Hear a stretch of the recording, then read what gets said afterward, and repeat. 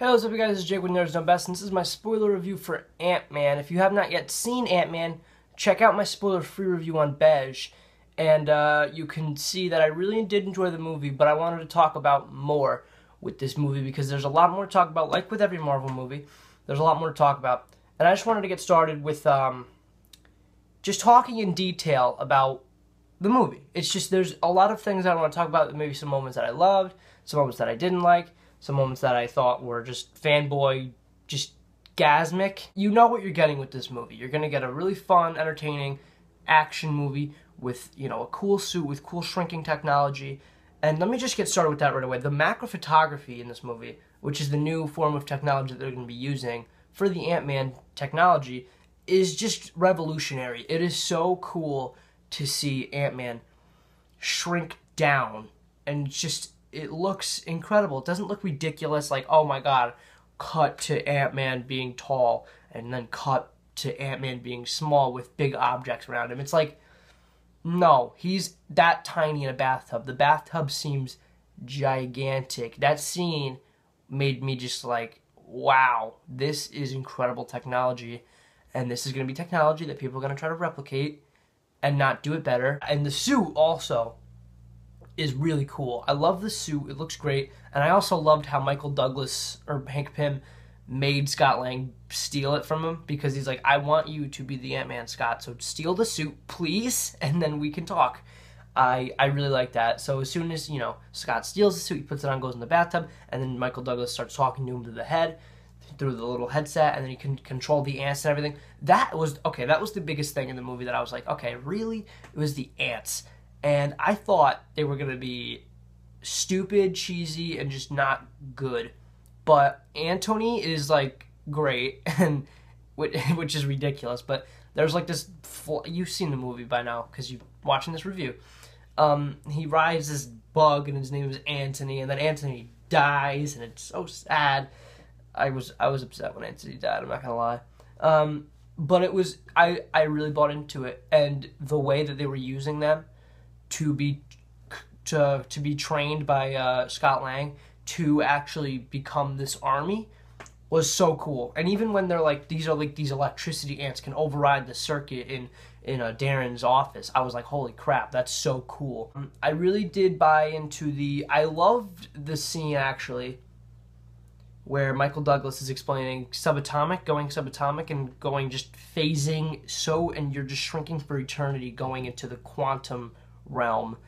And Will actually made a good observation, and I actually think this probably happen now, is that they're probably going to use that quantum realm for the Civil War prison in Captain America Civil War, because in Civil War comic book they lock up enemies in the negative zone, which is owned by which Fantastic Four is going to be taking place. The new movie is going to be taking place in the negative zone. So now they can use the quantum realm to act as the prison for criminals.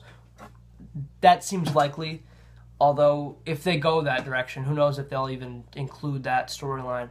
But I think that's the best way to go with what you have now with the quantum. I think that's why they introduced it, first of all, is because Civil War will have that. I'm sure. I wouldn't be too surprised, and that was a really good observation by Will. Oh, I love the opening scene. I'm just going to take a moment with that. They used Howard Stark, the Howard Stark from Iron Man 2, which was very surprising. John Slattery, that's his name. And they didn't use Dominic Cooper, I think his name is. They didn't use him. I don't know why they didn't use him. I would have preferred him because I just like him as Howard Stark more in the Captain America movie. But I bought into it because, you know, he got older, and it looks, his facial features just completely changed in the last, like, 20 years. It was funny. And they made Peggy Carter, Haley Atwell is in this movie for, like, the opening scene. They made her look all old. I loved that. That was really cool. And they made Michael Douglas look super young, and it looked so... It was just unreal. It was, like, bizarre. I'm like, that looks great. And Michael Pena, who I said in my review I didn't like, and I didn't like in this movie. I did not like him in this movie. But this scene in the beginning is great. He's like, oh, how's your year been? And he's like, oh, my wife left me. My mom died, and my dad got deported, but I got the van. I loved that. That was probably his best part. That was his best scene in the movie. But other than that, he was super annoying, and I didn't like him at all. But He was good in that part, so I liked him in that part. I just maybe I should watch the movie again because I probably did not like. I just wasn't in a Michael Pena mood, I guess, because I don't know. You already have Scott Lang cracking jokes and being funny and being super awesome, and then you have Michael Pena as just like the less funny version of him. And then I did also like how he completely gets off topic when he's telling the stories, and I love how his mouth, his talking is like in sync with the people when he's telling the story. That was good stuff, but I don't know. I just didn't buy into him that much. T.I. I thought was just kind of there, and then Dimitri in the movie. I was in the movie. I'm glad that I was in the movie. Dimitri was in the movie. He did a great job. He's from The Dark Knight. I'm kidding. That guy's from The Dark Knight though. He was serviceable also. Whatever. I did also like the part where T.I. stole the guy's car, and then they got back in the car, and then they sounded the Mexican horn. That was cool. I really did buy into the daughter-father relationship. Oh, and one thing I didn't mention in my review is Bobby Cannavale. I don't like him. I don't know what it is. I saw him in Spy. I see him in this, and I'm like, Bobby Cannavale, I see what you're doing, and I appreciate it, and you're not as bad as, like, Jai Courtney, but I just don't... And people love this guy. I haven't seen Chef, so maybe that's why, but I just don't... I don't like him. I don't know why. Bobby Cannavale plays, I think his name's Paxton in this movie, and he's like he's like Judy Greer's new husband. I don't like the role he plays. I just hate everybody in that role is automatically going to be just a douchebag for the whole movie. And he wasn't a douchebag for the entire movie because he gets cooler at the end, but it's like, I don't know. And I also loved the stuff with like the Thomas Strike engine where it just enlarges and goes out the fucking house. I love that stuff. And the big huge ant is now like just roaming around. I love that. That's gonna be the villain of Ant-Man 2. Is that huge ant, because, you know, now that it's out, we need to take care of it, right? So yeah. I did really like the reason as to why Scott Lang was able to get out of the quantum realm with the larger thing. He put it in his little belt and then came back. I like that stuff. And now I'm going to start talking about the fanboy stuff right after I talk about the Wasp. I love the Wasp, and I loved the whole thing with Hank Pym. His wife was the Wasp, and then she, you know, went to the quantum realm. But now they can probably get her back. They tried it. That could be cool. But she's probably still shrinking for eternity, so really, who knows. I loved Evangeline Lilly in this movie. She's very attractive, and she's very good in this movie. And now she will be the Wasp. Much like some speculation, I speculated too. I'm like, is Evangeline really going to be the Wasp? And I thought it was going to happen, and it did happen. I like it. And I don't care that they're not going with the comics where Hank Pym and the Wasp were supposed to be husband and wife. But now we get a different story, and I like that because it's different, and they're taking risks with the material, and they're taking liberties. I like that stuff. The only liberty that they took that I didn't like was fucking Trevor Slattery from Iron Man 3. That's it. That's the only thing I didn't like. That's it. Everything else is perfect. And yeah, let me just talk about that Falcon scene too. That was so awesome. It was so cool because, and just that part where, you know, Ant-Man's going to this rundown SHIELD base, and then he's like, okay, yeah, we're going to get the intel. And then he's like, did you guys do an updated check on this? It's the fucking Avengers headquarters, and it's the huge A, and then Ant-Man's like, shit. He's like, fuck. I loved that part. That was so funny. And the even kick on the Avengers theme, I'm like, oh shit, that was brilliant.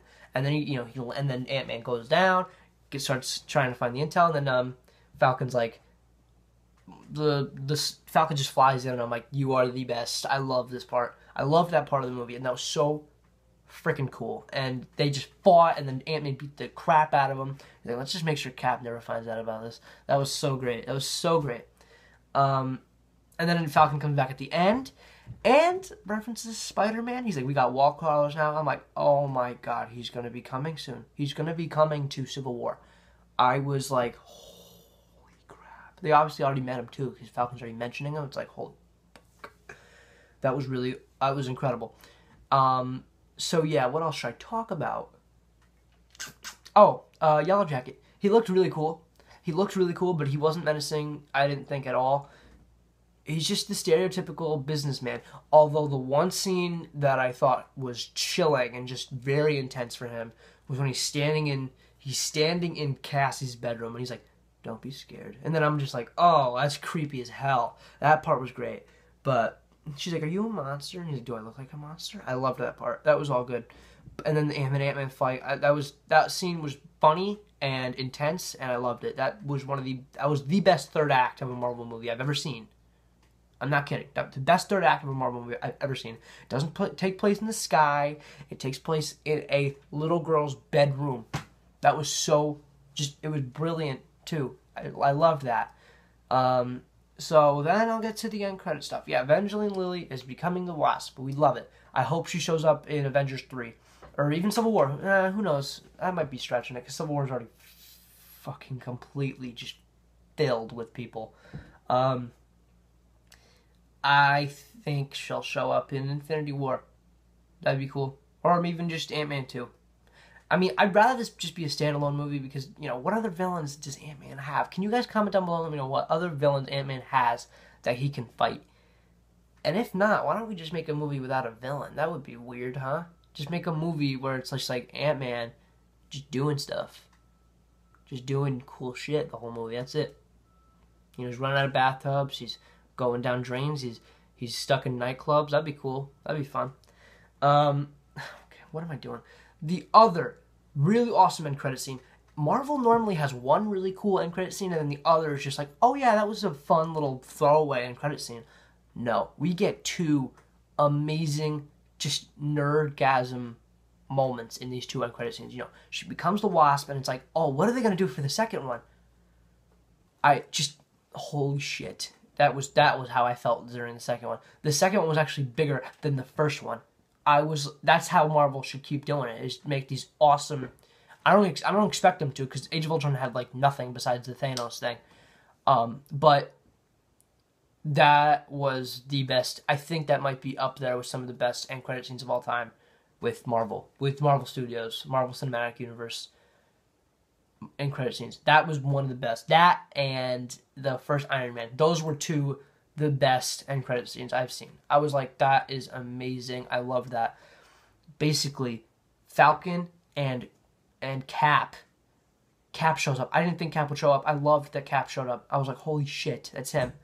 They walk in, and it's clearly a scene straight out of Civil War, by the way. That is obviously a scene from... Because, look, the picture of the whole thing looks so different. It looks like a different movie from the one that we just saw. Which is fine. I'm not complaining, but it looks very different. It looks very...